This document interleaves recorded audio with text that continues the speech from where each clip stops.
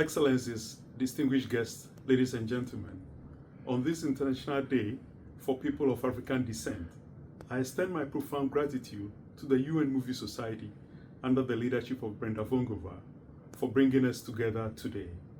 Through the eyes of Ghana, we witness the extraordinary legacy of Chris Hesse, who documented the dawn of our independence as cinematographer to Ghana's founding president, Dr. Kwame Nkrumah.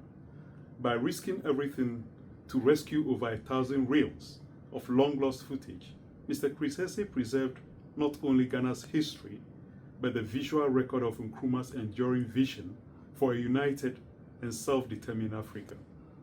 This act of reclamation lies at the heart of today's observance, reminding us that honoring African heritage, restoring erased histories, and advancing Pan-African unity are essential to achieving true recognition, justice, and development worldwide.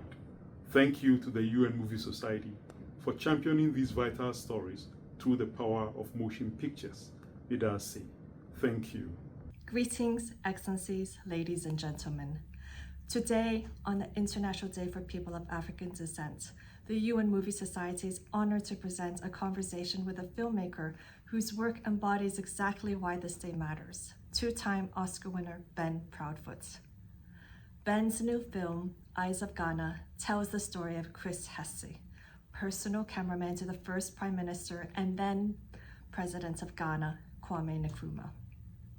Mr. Hesse, who spent decades safeguarding over 1,000 reels of footage from the birth of African independence, footage that nearly vanished and now speaks directly to the recognition, justice, and development this day calls us to pursue. This is precisely why we mark this day, to ensure that the history, culture, and contributions of people of African descent are not lost to time, but recognized, honored, and carried forward. Welcome and enjoy. Ben, thank you so much for being here today. Thank you, Brenda. And you are one of the greatest documentary filmmakers living today. I don't think that's true, but thank you very much. We are so honored to have you. Thank you so much for producing such an extraordinary film, The Eyes of Ghana. It speaks so much to the UN values, and especially we're launching this interview on August 31st, the UN International Day of the People of African Descent, highlighting three important UN values, justice, development, and recognition. And this film truly highlights these three important values. So let's start by talking about how did you find Chris Hesse? Yeah. This beginning of the film. How did we find each other? Well, I was in Ghana actually making a film for UNICEF. And it was their 75th anniversary was coming up. And I was in Ghana because the cold box that was developed to transport vaccines all around the world when UNICEF was in the middle of the child survival revolution in the 80s and 90s was tested in Ghana. So I was in Ghana working on a United Nations adjacent project. And we drove by the statue of Kwame Nkrumah pointing, that's seen in the film. And I said, "What's that?" And Justice, who's our Ghanaian producer, he said, "Oh, that's the mausoleum for Kwame Nkrumah." And I said, "Who's Kwame Nkrumah?" I had never heard his name.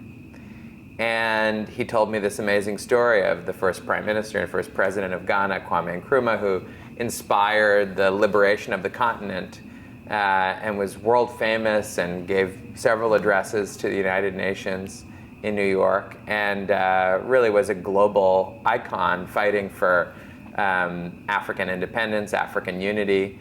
I had never heard the story before, and I said, "Is there anyone still alive who knew him?" And he said, "Actually, you'll love this. Kwame Nkrumah loved movies, and he actually had a personal cinematographer who was filming him on 16 millimeter and 35 millimeter film the entire tenure of his presidency. And that man's name is Chris Hesse, and he lives just down that road there."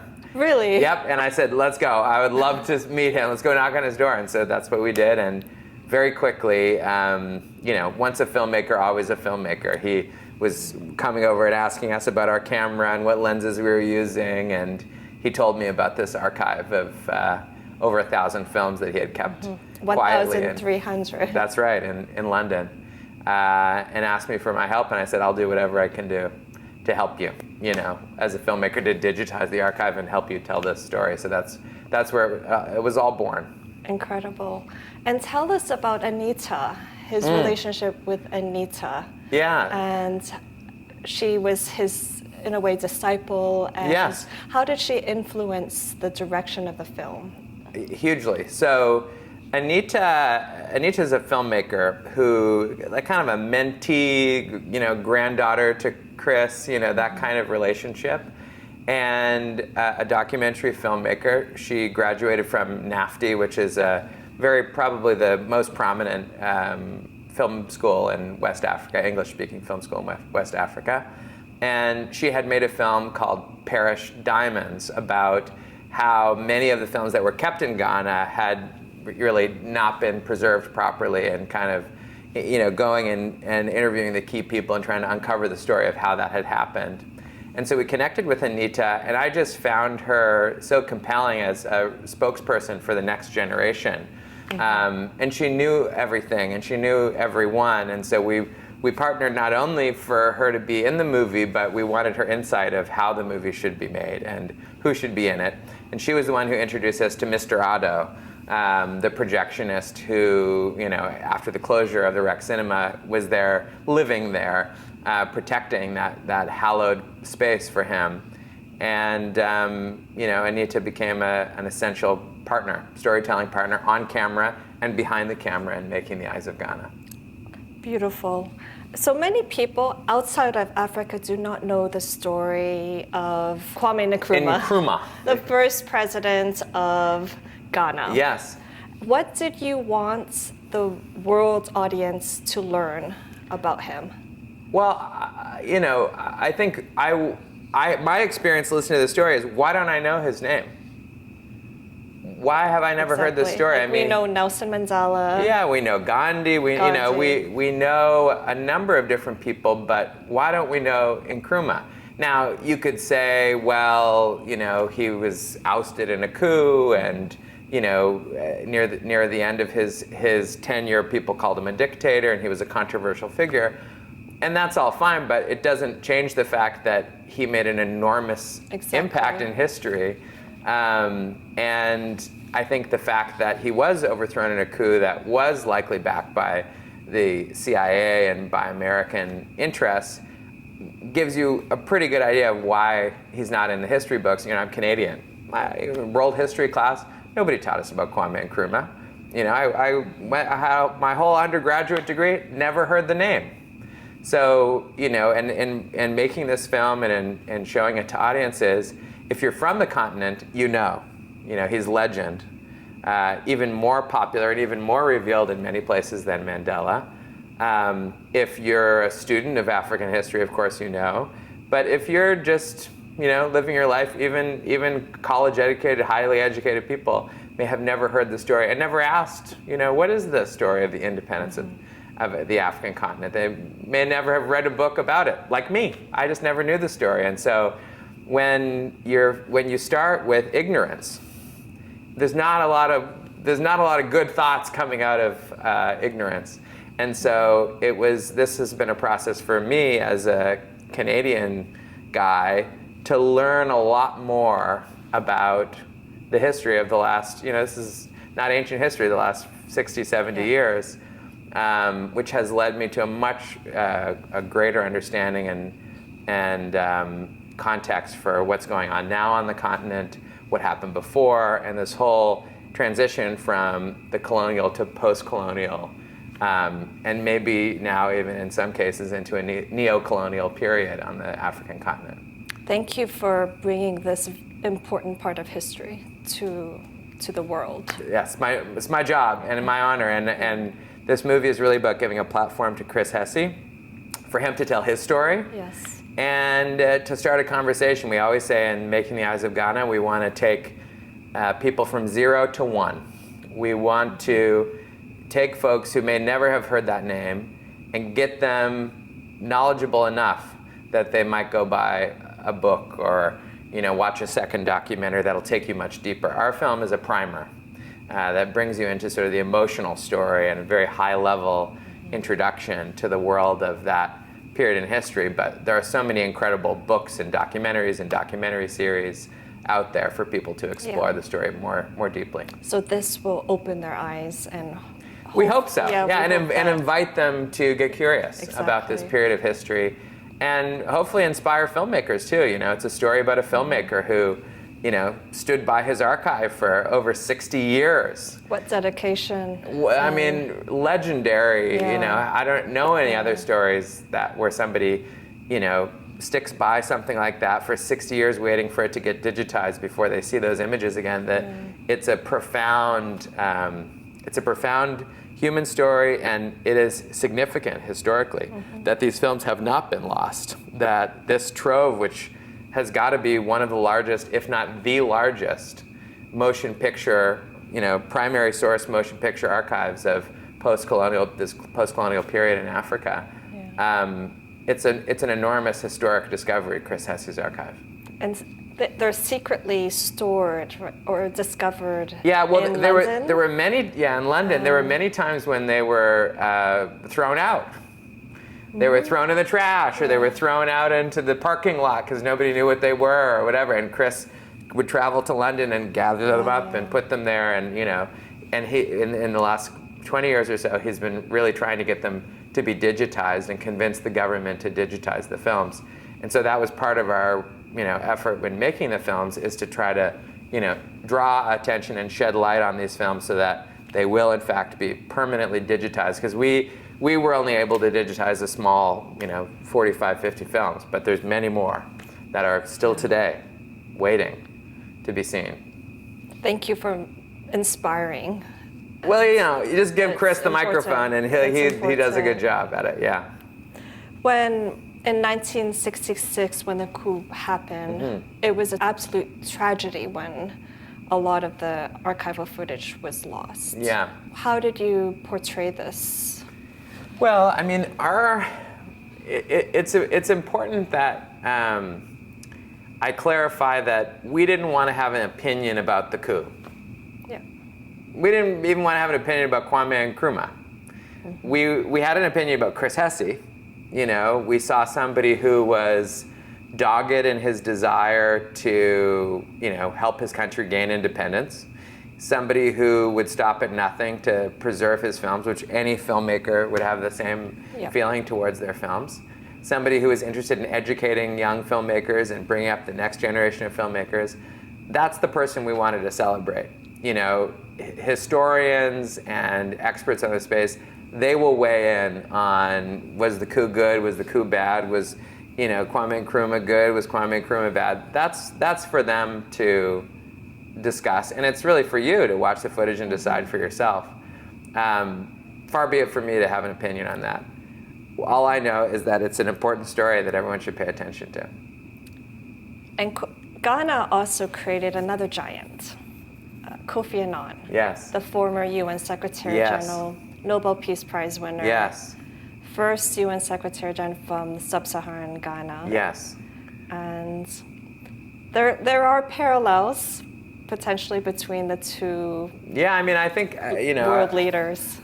If I have the dates right, I think Kofi Annan would have been a teenager when Kwame Nkrumah came to power.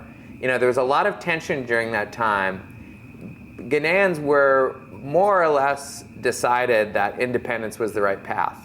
And the question was, should it take its time and be sort of gradual and progressive, or should it happen now? And Kwame Nkrumah said it should happen now, and that won. That argument won. And my guess would be that, you know, just seeing how his career played out, that I wonder, and so it's such a question that we'll never be able to ask him, but I wonder if Kofi Annan, whether he fully agreed with that approach, you know. And I think I watched a documentary about Kofi Annan and the independence of East Timor and different things that he was involved in, and bringing independence and bringing democracy through the influence and the power of the United Nations. It's amazing, but Ghana is an extraordinary place. It is replete with wonderful, warm, extraordinary people. And it's been a great honor of my life to get to travel there and spend so much time there and make so many friends, lifelong friends, in making this film. And we're also very honored to have Kofi Annan's nephew, Yes. another Kofi Amu Gottfried, as one of our executive producers of the film. So it's been an amazing journey, and to be embraced by the Ghanaian community has been extraordinary. They love you. And I love them. You also have as executive producers Michelle Obama and her husband Barack Obama. Mm-hmm. And how has their support helped to bring your film to a different audience? Yeah, well, audience? you know, I was in freshman year at USC when President Obama was elected. It was the most exciting Yes. experience. You know, I'm Canadian, but I was in Los Angeles, and just being a part of that was such an extraordinary, life-affirming and inspiring experience. Not only in the achievement that he made as the first African-American president of the United States, but also just in the way that he carried himself and how he did it, and their whole family, frankly. So I was always just enamored by him, as so many people are, and believe in him. And so to have the chance to work with Higher Ground, and to have the chance to have, you know, Michelle Obama and Barack Obama as our executive producers, on one hand, I have to kind of be a fanboy and be like, oh my God, it's such an amazing, extraordinary thing, you know. Congratulations. You know, it's deserved. It's amazing. I mean, it's just such an honor, really, to be even in the slightest associated. It's well deserved. But what I really think that they're responding to here is it's an African history story, right? And it's these are the stories that have not been widely told. It's an audience that is underserved, the 1.4 billion people on the continent. You know, Hollywood is not making movies for that audience, right? And yet the stories are just as powerful, just as rich, just as important. Exactly. And I think, you know, both being members of the African diaspora themselves, it was important that this story get told, and their support has meant a lot. I think a lot of people have paid attention to the film just by virtue of them being associated and them being part of the filmmaking team. And I have to be honest, they've been consummate partners and have really allowed us the journalistic independence to tell the story accurately, which I was concerned about, right? We're talking about a coup and the CIA and all this stuff. And they were extremely supportive partners throughout the process. And I'm just totally honored to That's so be in wonderful partnership to with hear. them. Yeah. Ben, you've once said that a film's highest achievement is its real-world impact. I personally believe that this film could rewrite not just Ghanaian history, but has the ability to rewrite world history. Tell me, what do you hope the UN audience will be inspired to do after watching this film? Well, I think, you know, if you know the story of Kwame Nkrumah, I can all but guarantee you haven't seen these images. You may have seen some of his speeches at the General Assembly, but there are so many images of Kwame Nkrumah carefree in Ghana with people. More of his personality and more of who he was maybe as a man, right? A deeper understanding of how he was as a man. And if you didn't know the story, you can't unsee it. Once you know the story of Kwame Nkrumah, it becomes part of you. You'll never see this story of the African continent the same way again. And I think you'll never forget Chris Hesse. Once you look into his eyes and hear him tell his story, I don't think you forget someone like that. And so I'm hopeful that the United Nations audience will get all those things out of it and more. Ben, thank you so much for creating this magnificent film, which is so rooted in UN values, and for preserving this vital chapter in African history. Thank you so much for your time. My total pleasure. Thanks, Brenda.